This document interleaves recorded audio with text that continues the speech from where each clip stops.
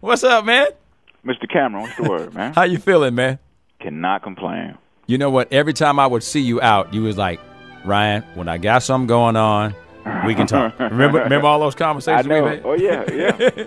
When I got something going on, we could talk. Man, oh, yeah. you got something going on. Finally, I guess so. Finally. How you feeling about all of this, man? I mean, you know, Atlanta, let's just talk the concert first, and then we'll talk movie. But Atlanta, when it was first announced that it was going to be in Centennial Olympic Park, they could not believe that was going to happen there. What were your thoughts? Yeah, I thought it was a great thing. I was actually amazed that we did 3 nights. We actually never in our career have done 3 nights in a row anywhere. So it just said that the city was with it. They ready. And, I just thought it was kind of like a great thing to say, hey, man, we remember. We remember Outkast.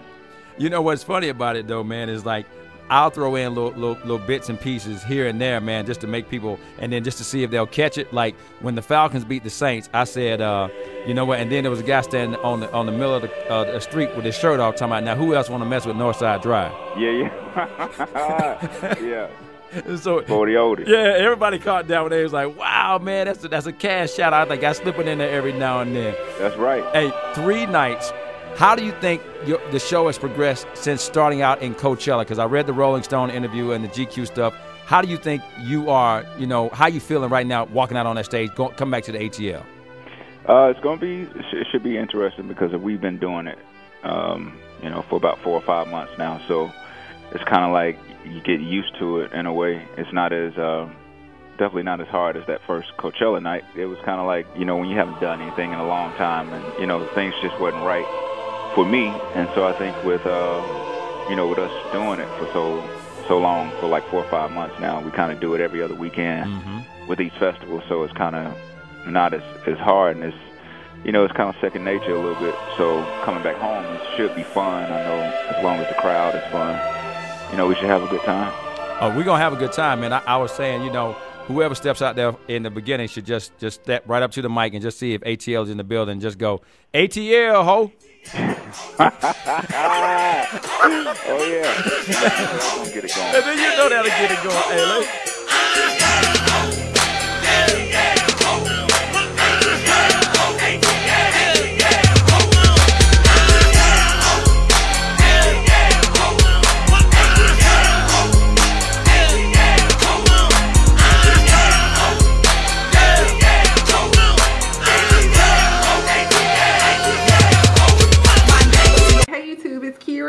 I'm about to go to the Outkast concert. I'm going to the Sunday show, and I'm so excited because it's about to be like Freaknik all over again. They have Kilo Ali. That's when I heard him, and Outkast, I was pretty much sold. So I don't know who else gonna be there, but your girl is ready. Jump on my knees, rise slow, watch those undercovers, cop those, rock those, glotch and collect spot those, keep them watch close, lean on the yacht, watch close, let the chop go, bag and have a block, close what? Old school players to new school fools, cats keep it jumping like kangaroos, let's keep it on the bar, we ain't trying to lose, say how they got, damn it, they done changed the rules. So we're on our way to Atlanta from Tallahassee. How much time we got left till we get there? 5 hours.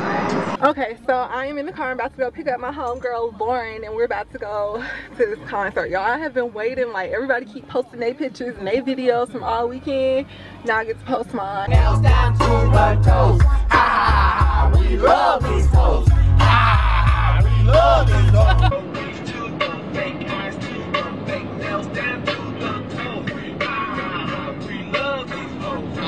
Get it. Oh, hey, look, I'm there. What's up? Hey! Babe, I told you. No, I thought it was you the whole time. No, I was like, how come he's not into it? Lauren went to get a Andre 3000 shirt, which I don't understand why, because me and him go together, not her and him. And then I'm gonna wear my 2004 Tri-Cities High School senior jersey or whatever. These were the shit to have if you went to Tri-Cities. Like, the whole point of going to 12th grade was because you've earned your jersey. So I still have mine. I'm gonna wear it to the concert. And I have my little bun thing, my little bun wrap going on because it's supposed to rain. And they said no bags or whatever, so I just took Kai's little purse.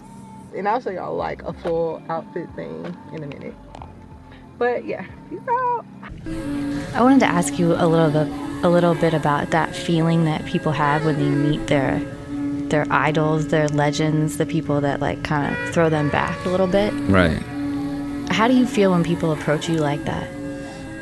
It's a weird feeling, but then it's such a gracious feeling, you know, because I know just being a human being that we're all really just human beings and kind of acting on stuff that we just tried to do from high school. So we all know that. It's like we're just messing around and trying to make something cool, and you know, you look back 20 years later or look forward 20 years later and people are, you know, talking about it in a certain kind of way. It's actually fun because I'm actually standing outside of it, looking at other people talk about it, because I'm outside of it too now, because when we were doing it, we were in it. You know, you wasn't worried about, you know, what people are talking about in that way. You just kind of having fun. You're in the studio and your whole focus is doing this music. So when it's years later, it's kind of like you're kind of removed from it and kind of stepping outside of yourself looking at it. So it does feel kind of weird, like talking about a third person. Getting ready to go downtown.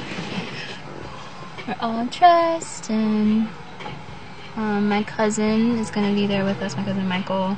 We're going kind of early. It's like 12:30 now, and the concert doesn't start until 5, but we're just gonna go down there and like walk around so we can just like be down there and be parked and everything. But it's gonna be fun. One of Irving's friends said that he went to the concert yesterday, the Friday one. So, and it was like really good, and said that we won't be disappointed, so I'm pretty excited. So me and Lauren, say hi Lauren. Hi. We came to Oz. We was gonna do the whole throwback experience. So if you don't know, Tri-Cities is right over there. That's where we, Outkast and me, went to high school, and then we came over here to Oz Pizza. But yeah, they don't open until 3, so we're gonna find something else to eat. Frick! Oh, it's recording.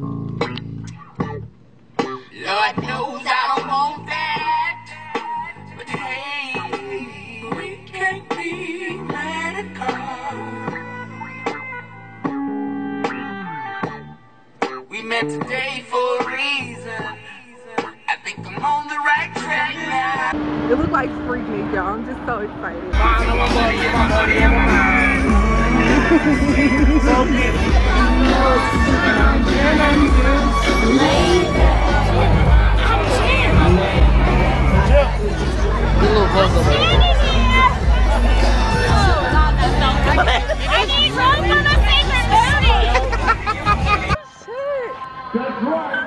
That's right. Got to make that money, honey, and that's for the country.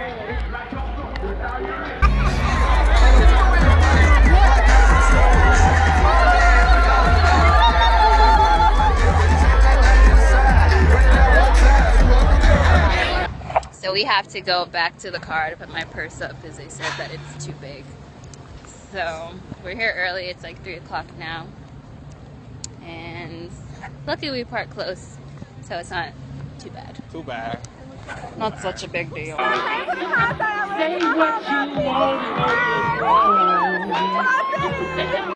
Dropped off my bag. I'm completely bagless, which feels really weird. I feel really naked. So I have everything like stuffed in different areas. Bam. Of compartmentalism. I made that word up. Yeah, I was like, damn, you use such fine words. Yeah, so now this is getting into the Outkast concert. Take 2. For real, for real. What's up, what's up, what's up? Hey! Yo, what's up? What's up, what's up, what's up? I said if you was born and raised in the South, put your hands in the air right now. Let's go. Shout it, bring a little sun. Shout it, bring a little sun. Big T, Great Street, I will bring.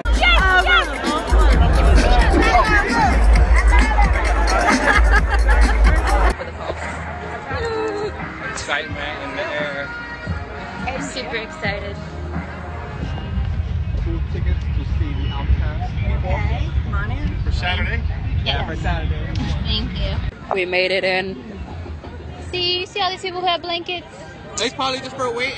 Babe, no, it's for the concert. Because you're at a park and you're on the grass. All these people have blankets. Set it up like that? Yeah. I didn't get it.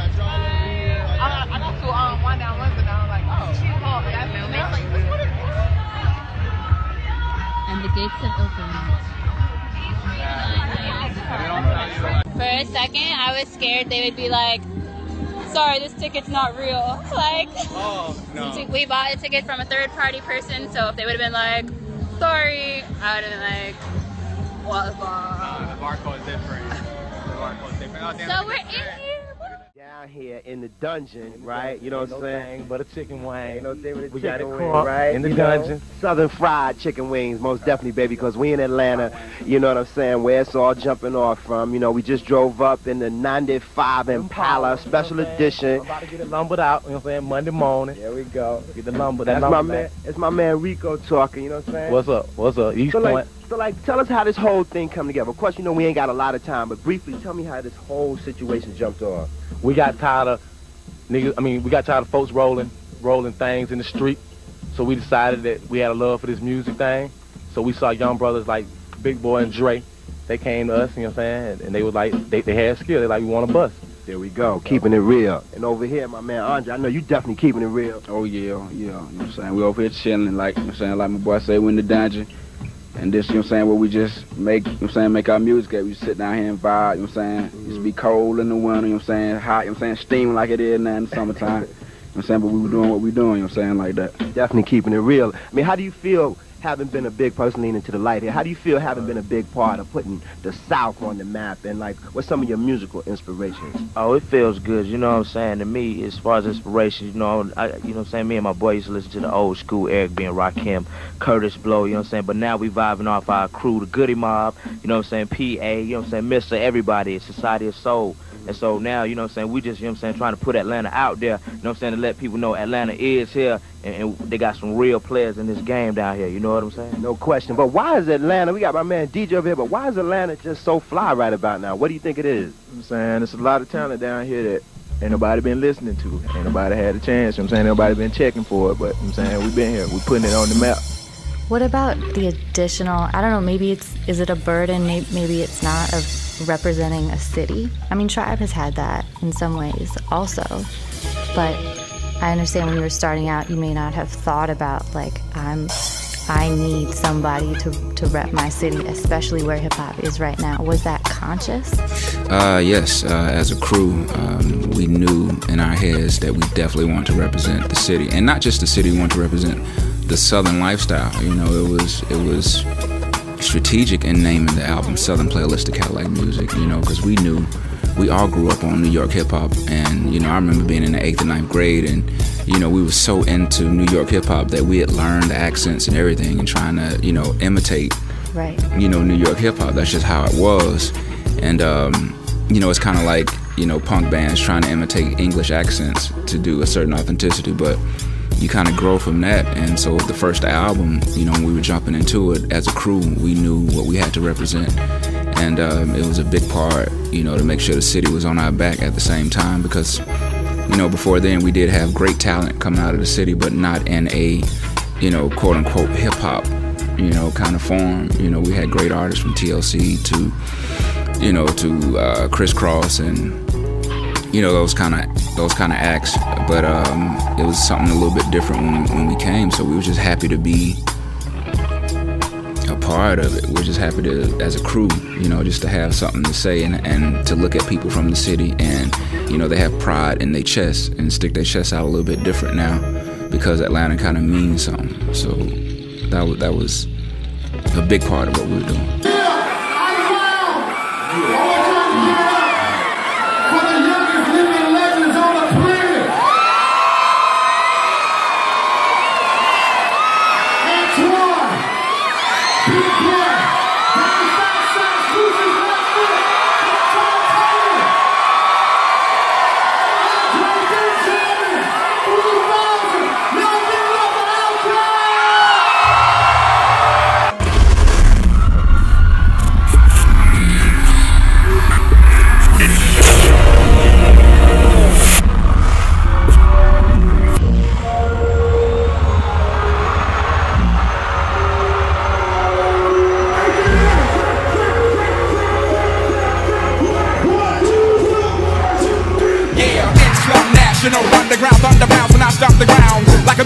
a fence, a silverback orangutan, you can't stop a train. Don't pull the thing out unless you can bang.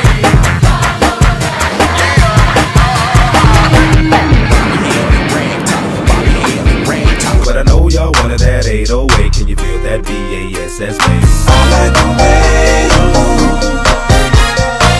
ATL Georgia, what do we do for ya? Bulldog and hoes like them Georgetown Hoyas. Everybody move to the back of the boys. Throw your hands in the air and wave them like you just don't care. And if you like fish and grits and all that pimp shit, everybody let me hear you say, oh yeah. Better come back down to Mars. Good, quit chasing cars. What happens when the dope gets low? Bitch, you ain't that fine. No way. You think you got it, oh, you think you got it, but got it, just don't get it till there's nothing at all. Y'all don't wanna hear me, you just wanna dance.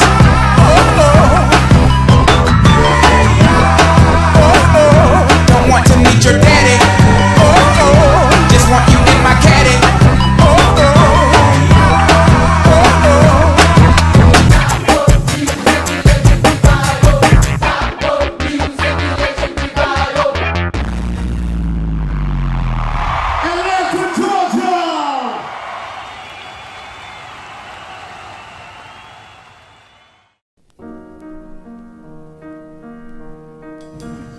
What does Atlanta and Southern culture mean to hip hop? Like, why is it necessary? I look at it like this, and you know, this is just my opinion. I think it's one of those places where, because we didn't grow up in New York, because we didn't grow up on the West Coast, we had time to soak both of those things in, and because no one expected anything from the South except, you know, maybe fast, you know, booty shake club music, you know. So the door was wide open, so we had an open palette. And one thing I can say about Atlanta is you can do anything from Atlanta. Like, I think it would have been harder for us to come out from New York because they would have expected us to do a certain thing. We would have to be bound to a certain thing. We would have to rap a certain way, you know. So I think Atlanta is almost like a freedom land because we had no ties to anything. So, you know, it's just open field.